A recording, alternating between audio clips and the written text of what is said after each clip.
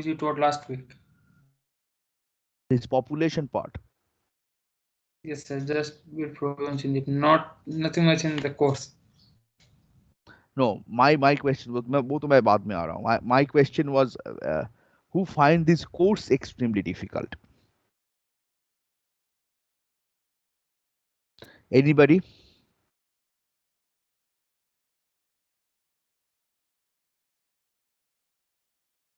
Okay. So who find this course interesting?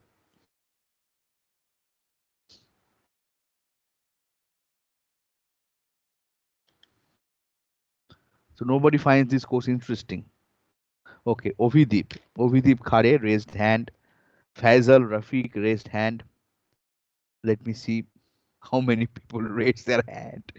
I can find Ovideep Khare, Faisal Rafiq, Lakshya, Sneha, Sagar Suman, Harsh Makwana, Siddharth Ranjan Vajpayee, Palkit Lohia, Anubhav Anand. Lot of people, still 15 hand, 14, 15, 18. Okay, okay, it is rising. So let me just wait for a couple of minutes. Then I can see. Uh,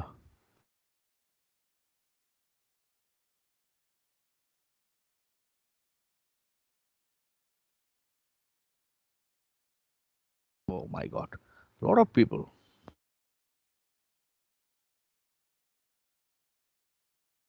Very good.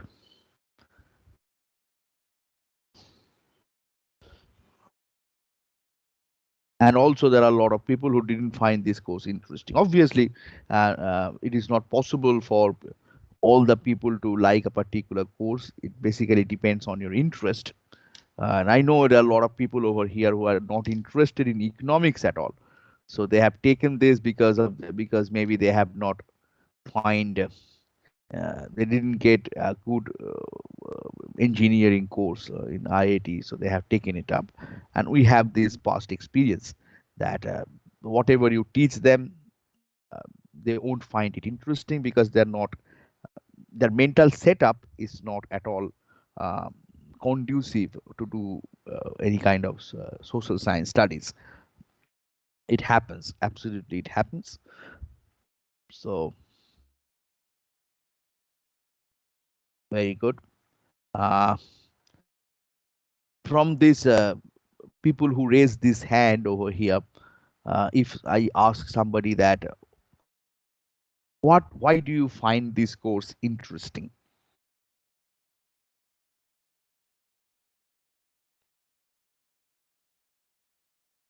Anybody among this group of people who raised this hand? तो exact reason तो नहीं पता but मतलब usually सारी class छोड़ने की इच्छा होती है लेकिन ये क्लास में मतलब इंटरेस्ट रहता है पता नहीं मिस मतलब स्किप करने का आलस भी नहीं आता तो पता नहीं बाकी क्लास में हमेशा ऐसा लगता है कि स्किप कर देते हैं लेकिन इस ये क्लास कौन में है, कौन कौन बोल रहा है? आई कैनॉट अभी ओके ओके ओके थोड़ी सी तबीयत खराब है तो इसलिए आवाज नहीं चेंज हो आवाज गई होगी actually fine, very good, no problem, no problem. अच्छा, anybody else among this group who find this course interesting? Any reason? So this course is, as compared to others, it's a bit more mathematical. So if we study something, we have some maths that supports it right there. So interesting. Okay. So this mathematical foundation of the course attracts people. Fine. Another person said, I cannot say that why I liked it, but I liked it. Very good. Anybody else? Sachi, would you like to add something?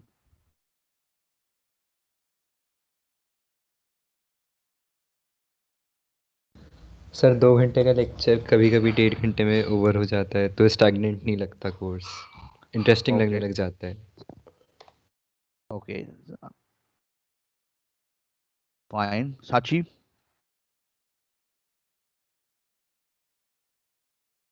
I can't hear you. I think there's a problem with your mic or something. Sneha, would you like to add something?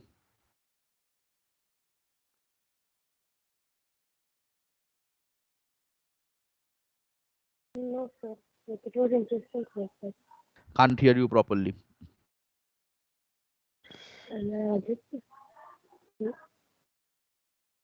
It's breaking down.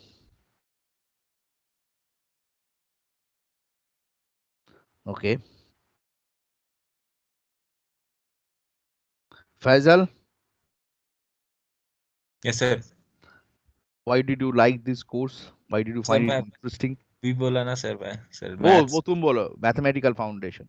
Yes, sir. Okay, okay. Sagar Kumar Karn, Yes, sir.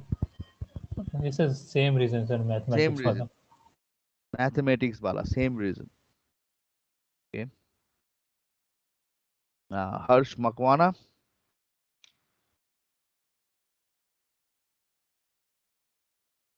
mathematical foundation.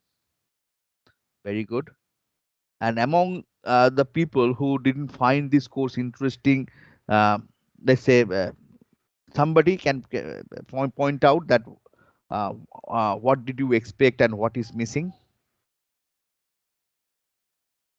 sir, am I audible? Yeah, you are audible now. Bolo. Sachi, right? Yes, sir. Ah. So specifically, I like the, yes, sir. So the It's a, flow of the subject was nice because, like, uh, from one model to another when we were studying, so the, like, going from one model to other, how we discovered things. कि पहले it started from very basic, then we discovered new things. So that was something which I liked. So step stepping from one model to another and going through the flow of the whole subject was something that I liked. okay, very good. Okay, understand. And somebody from other group who didn't find this particular subject interesting, obviously you guys have some expectations from the subject, and which obviously didn't fulfill. Can somebody please point it out that what did you find it missing over here, and how it could be more interesting? It can be make more interesting. Somebody, because I think there are 25 to 26 people maximum who raised their hand who find this course interesting. There are people over here who didn't find this course interesting. They might give me some suggestion. Let's see, Shivam Kumar, are you here, Shivam?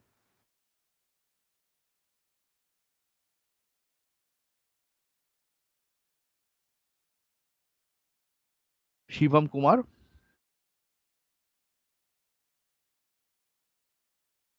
Okay, Shivam Naik at least, somebody.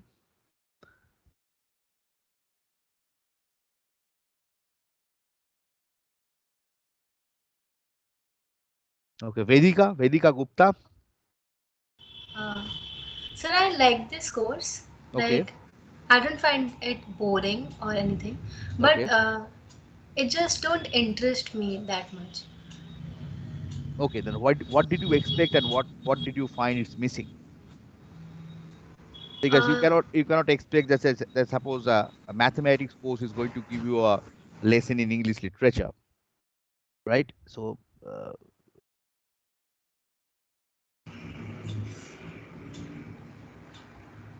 that's the thing. So is economics of growth course obviously is not won't teach you, let's say, basics of international trade. I cannot teach that. So so what did you expect and what did you find is missing?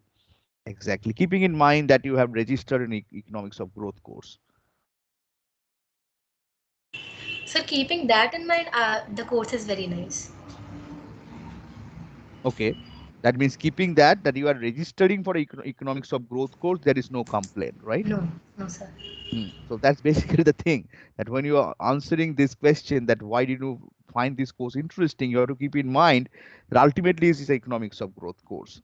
So I cannot teach, let's say, international trade or let's econometrics over here, because that's not the purpose. Just like as I given you the example, that means a mathematics course or English literature cannot be taught. Okay, so let's say Priyam Shaha. Priyam,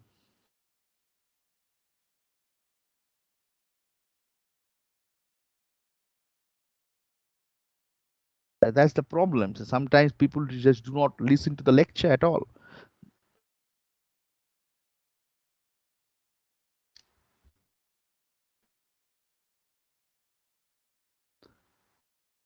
Rohit Anand.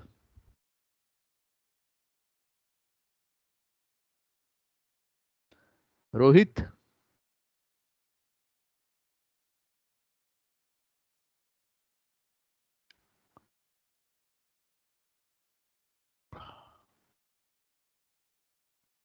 देखो. Rohit, are you here? Can you hear me? Rohit Anand.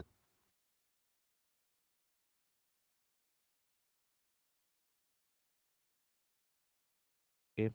Audrija, can you hear me? Yes, sir. I raised my hand. I know, I have seen it. Then why did you raise your hand?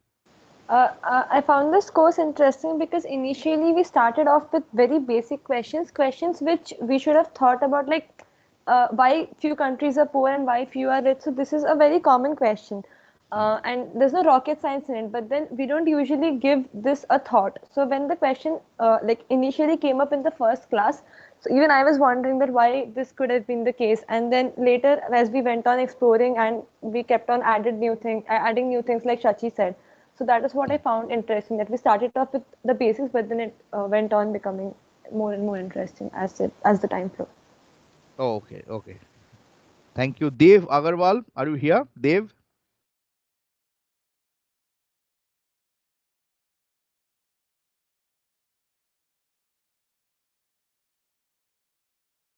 देखो, अरे if you guys do not give me a feedback, तो होगा कैसे? किसी को भी पूछ रहे हो, you are not. Shivam Kumar से मैं स्टार्ट किया. अच्छा, सागर सुमन बोलो. He is a regular student. Sagar Yes, sir. I have raised my hand actually.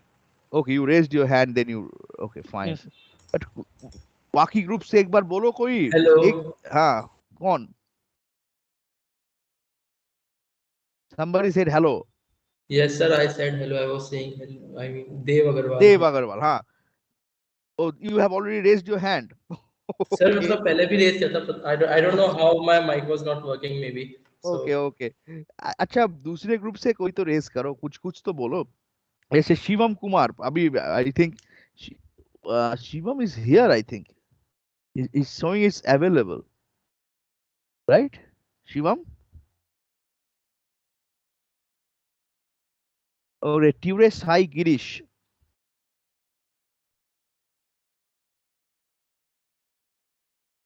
Tushar Mohta.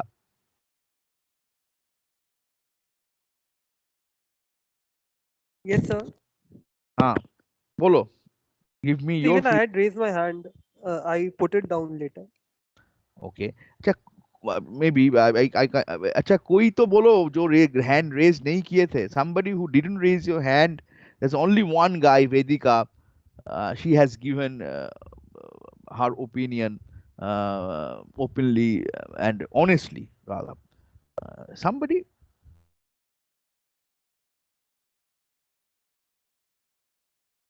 Okay.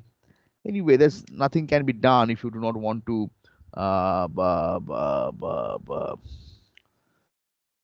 give honest feedback. Fine. ठीक है. The last thing that we will add to this particular model that we have been learning, that till now in this Malthusian era we have this particular stuff that this one, that a stagnant my what is called income level, my living standard. But over the time the living standard started improving. Okay, and this is basically what they actually given. I'll just simply give some one particular figure over here, and that's all.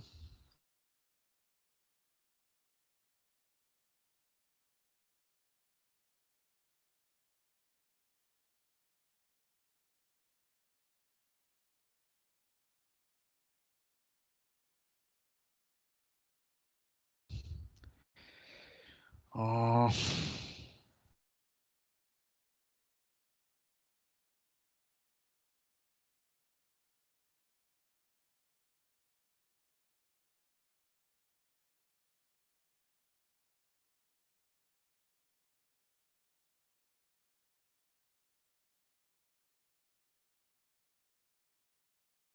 this is basically the last figure that I will add to this, and we will explain that why you ultimately go for a sustained growth rate over here. So this figure shows that once the growth rate of technology is high enough, the growth rate of income per capita is always positive, and this means the economy will grow continuously and the population rate will eventually settle down in n star. So this is basically your population growth rate function, let's say. And when the population grows, just like in our solo model or in a Romer model, over the time when the population growth settle down over here, and this is basically what we already find in our previous model, the rate of growth of technology over here, it is GB.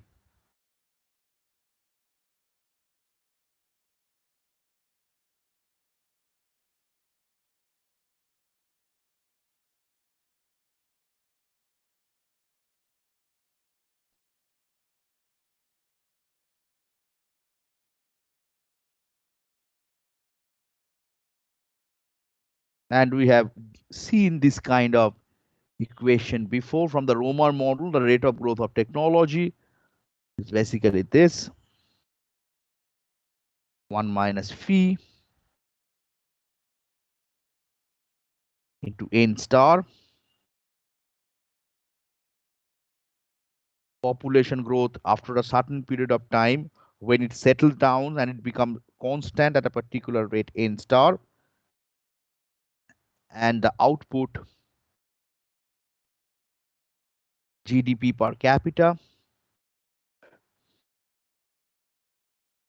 and this is denoted by y dot by y, and this is basically what they say GY.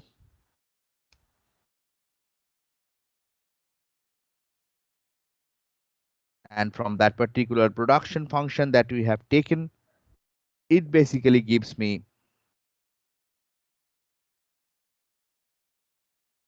this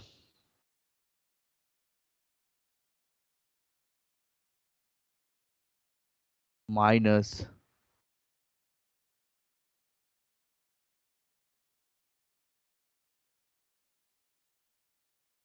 beta n star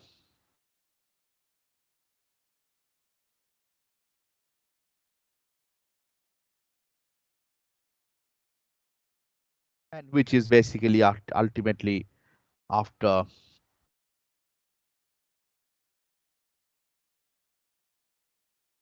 this minus beta multiplied by n star. And when this particular stuff is positive, you're going to get your rate of growth of per capita income is rising. So ultimately the story is that after a certain period of time, initially in the Malthusian period, the population started growing and the rate of growth of population was proportional to number of population. And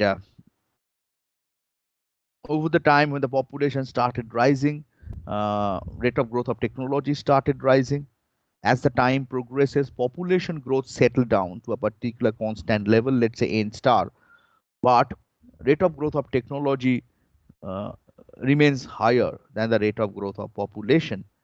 And that particular gives me this positive growth rate of function. And this is where people say that after a certain period of time, we started actually seeing that due to this technological innovation, which ultimately depends on the rate of growth of population, and these technological innovations is much higher than the rate of growth of population, we started seeing sustained growth rate in per capita income in the post-Malthusian period. In the Malthusian period, um, it is this is something, this figure is basically for the Malthusian period. We have a stagnant growth rate, and the population growth continuously started rising, and it is proportional to L, which is something we have proven over here. And when it is proportional to L, we have seen the rate of growth of technology, and we have this constant over here. But over the time, what happened? The population growth settled down to a constant population growth, technological innovation proportional to rate of growth of population, and we have a sustained growth rate. This is the transition actually from this Malthusian era to post-Malthusian era. That rate of growth of technology is the key, which is basically Malthus didn't take into account while predicting that due to we have a limited resources and population is growing continuously, we are going to have a very stagnant living standard, which we actually find that Malthus has seen that particular data in his era, and this is where he actually predict. But Malthus didn't actually include the technological innovation in his analysis. When the technological innovation comes into picture, the things change completely. Okay, so this is where we introduce a technological innovation over here, and with that we find the rate of growth of technology is proportional to L. This is exactly what we have found in the Malthusian period. And rate of growth of what is called over here? Yeah. When this rate of growth of technology, this B dot over B is exactly equals to L dot over L over here, we have this YM, Malthusian living standard, and but over the time that this technology stuff actually started changing, the transition period, and we actually go for a sustained growth rate. From here, in this post-Malthusian era, from here, actually that whatever we have learned in the Romer model and the Solow model starts applying. That is from around 1800 onwards, Solow model and Romer model starts applying with the data. But before that, in the Malthusian period, that is before 1800, this was basically, people say this is basically the story over here. Okay. There is a technological innovation, but rate of growth of population continuously rises over here, which is proportional to L. What is the key feature in the transition? That this is this rising part of this population growth. This is my Malthusian era. Okay, and G was extremely low over there. But over the time, what happened? Population settled down to a particular growth rate. G, rate of growth of technology, becomes higher than the rate of growth of population, and we get sustained growth rate. And also we can add capital accumulation and everything over here. So this is basically the transition from this growth rate of Malthusian era to the post-Malthusian era. It ultimately depends on the relationship between the technological growth rate and the population growth rate. In the Malthusian era, even if we have a technology growth rate, the rate of growth of population was extremely high, and it was proportional to number of people. What happened? You have a stagnant living standard. But in the transition, in the post-Malthusian era, things change completely. Technological innovation becomes higher than the rate of growth of population. Population growth becomes stagnant at particular n star, and we have a sustained growth rate over there. So technological innovation, the relationship between the technological innovation and the population growth rate is the key to explain the Malthusian era and the transition from Malthusian era to post-Malthusian era. So this is where I will end my lecture. There's some certain other topic associated in that particular chapter. I think I cannot cover. So I think that actually ends the story much more peacefully over here. And that actually completes the circle that we initially started with certain questions. We started providing answer to the question. We go to technological innovation, the Romer model, technological innovation, endogenous, it depends on rate of growth of population. Then we endogenize the rate of growth of population. So initially in the Solow model, the rate of growth of technology and rate of growth of population both was exogenous. Then in the Romer model, rate of growth of population exogenous, but rate of growth of technology is endogenous. And we have shown that rate of growth of technological progress depends on the rate of growth of population. Then after realizing that rate of growth of population is so important from the data, the Malthusian era, post-Malthusian era, we endogenize even the rate of growth of population. And we have something, a complete circle actually, and some question that we have asked and we got an answer. Okay, so this is basically my lecture all about in economics of growth. As I said, the Solow model we have actually used two textbook in the Solow model analysis. This textbook of Jones, Introduction to Economics of Growth, Jones and Walrath, and Barrow and Salai Martin. Then the Romer model, the endogenous growth model of Romer, is completely from Jones and Walrath. And this population growth and technological progress and economic growth, this Malthusian and post-Malthusian story, it is also from chapter 9 of Jones and Walrath. So two textbook generally we have followed over here. For Solow model, two textbook has been followed, Barrow, Salai Martin, and this Jones and Walrath, and next two topic completely from Jones and Walrath. Okay, but one particular stuff that remain unanswered in this course, and we cannot actually cover over here, that particular part, that exogenous savings. Okay, savings rate remain exogenous. Although we endogenize technological progress, we endogenize population growth rate, that particular part, that Solow assumes that household saves a constant fraction S of their income, and from there we derive our fundamental equation. That exogenous savings, we need to endogenize it, and to endogenize that we need a household that is maximizing utility subject to budget constraint. Okay, so actually next part of economics of growth, especially master's level onward economics of growth, they relax this assumption. They use another kind of model. Actually, the Romer model that we have taught over here, Romer used along with this technological progress equation, the endogenized savings also.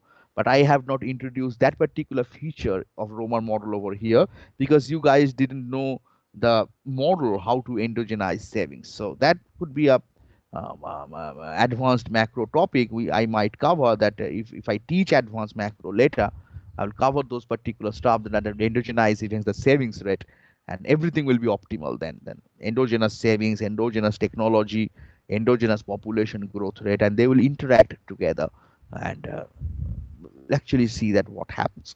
But one thing I can tell you, that even if you endogenize everything, the long run prediction of the Solow model that physical output is growing at the rate of population growth rate plus technological growth rate, per capita output is growing at the rate of technology, long run. This long run feature remain absolutely unchanged, even if you endogenize the savings rate. Okay, so that's it. That's basically what is called this course all about. Okay, any questions or clarifications?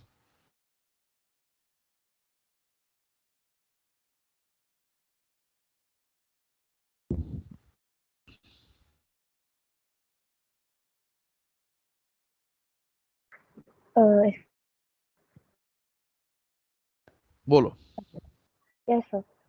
Sir, in this graph that you're showing on the screen, so the value that we derived of y star g by theta plus c star, that is the highest peak value, right? That is being shown in the graph. No, not at all. If it is basically the when L dot over L is positively sloped, then only you get this y star equals to g by something, g by theta plus c lower bar. This is basically associated with L dot over L equals to theta y bar minus C. That means this one. When this population growth rate is this, then in that case this is the steady state value. This value is the steady state value. Okay. So in the last graph. And you if I showed- if I go over here, so this is basically the rising part over here. Okay, if your G is something like that over here, then you will get this answer. This is basically, as I said, this is basically the Malthusian period. When the rate of growth of technology is something over here, and the rate of growth of population is continuously rising proportional to L, we have a stagnant living standard. In the post-Malthusian era, that means the transition has already taken place. The rate of growth of technology is way higher than the population growth function. Even the maximum of population growth के भी ऊपर है. Okay, over the time, the population growth becomes stagnant. So when this happens, forget about this N star. When my rate of growth of technology is way higher than the maximum of the population growth function, if I go to the rate of growth of this one, this is my rate of growth of technology G. This is my rate of growth of population, and this part is positive in this case. G is very high. This is my B dot over B, let's say. And this is my N dot over N, let's say. And this difference is positive. That means there is a positive growth in my living standard. This N star is basically, let's say, in the transition period, in the post-Malthusian period, is basically, this is where my rate of growth of population settles down eventually at N star. Then I can calculate my rate of growth of technology. I can calculate my rate of growth of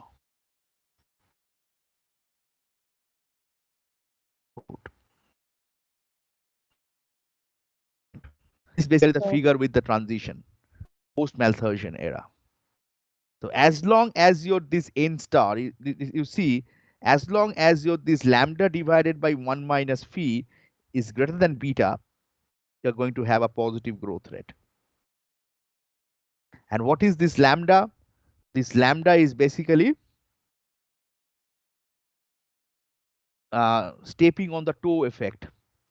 That means, and this phi is basically the standing on the shoulder effect, that as I explained in the Romer model. When the standing on the shoulder effect is very low and the standing on the toe effect is high enough, and we have this lambda divided by 1 minus phi minus beta positive, I'm going to have that. Getting my point? So in the post-Malthusian era, there is no N star.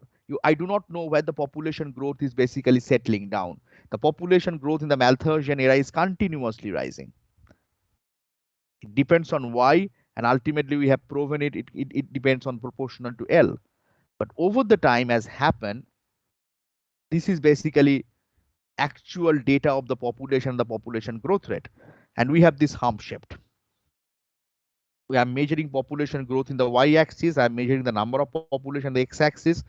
It is rising initially continuously, then it started declining from 1970 onwards. This is basically what they have plotted over here. They said this is how the population growth moves. If my technological progress is way higher than my rate of growth of population, then I have a rising living standard. Then here they add that, okay, suppose my population growth settles down at a constant rate, as we have assumed in the Solow in the Romer model, that the rate of growth of population is constant. Suppose my population growth settles down at N star. This is basically an assumption just to give this particular expression, that what should be my technological growth rate and what should be my population growth rate and output growth rate. This GY is basically rate of growth of output in the long run. GB is the rate of growth of technology in the long run. N star is the rate of growth of population when the population settles down at particular level. Right? Fine. Yes, Any sir. question? Any more question?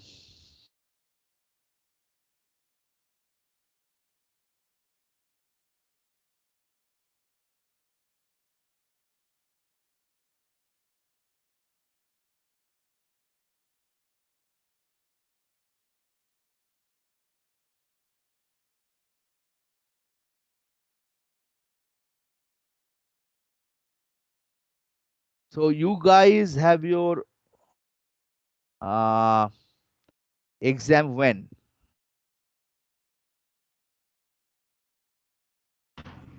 15th November. I guess the final exam you said. 15th, right? 15th. Yeah, 1-5. Yeah. Yes, From sir. 3 o'clock, right? Yes, sir. 3 o'clock to 4:30. Okay, sir. 3 o'clock to 4:30. You're not going to have more than that, because basically that is basically when even if I initially started giving 2 hours, but Moodle said no, you have to finish it off by 2 hours. So it's 1.5 hour examination, 20 marks, multiple choice questions. I don't think anybody who understood this class and anybody who have this internal examination, who have followed the question pattern of the internal examination, I don't think those people won't find it is difficult. And also we are going to have some discussion about this question and answer about this tomorrow lecture. I have prepared it alongside my teaching assistants, and my teaching assistant will discuss this stuff with you as a tutorial, because this particular course has a tutorial component. So that's it. Any question, any further questions or clarifications? Because I have nothing more to teach.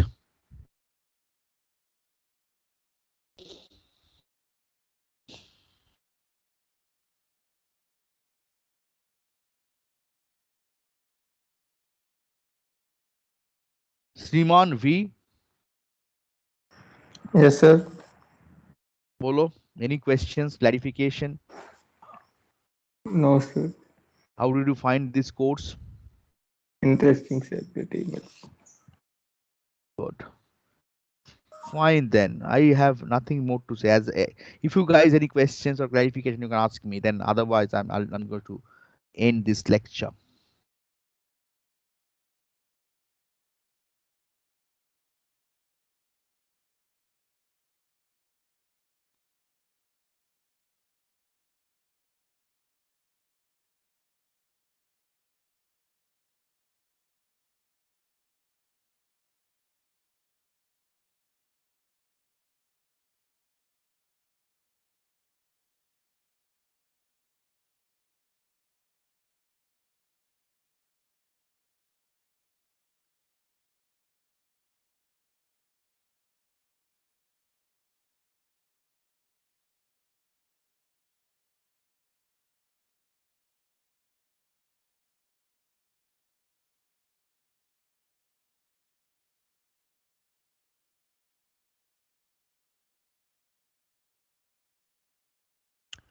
Okay, then thank you very much for attending this class. Next semester, I think we are going to meet again with monetary economics. Thank you. See you then. Thanks. You, sir. Yeah. Thank you, sir. Thank you. Thank you, sir. Thank you. Thank you, sir. Thank you, sir. Thank you, sir. Thank you, sir. Thank you, you. sir. Thank you. Thank you, sir. Thank you, sir. Thank Thank you. you, sir. Thank you. Thank you.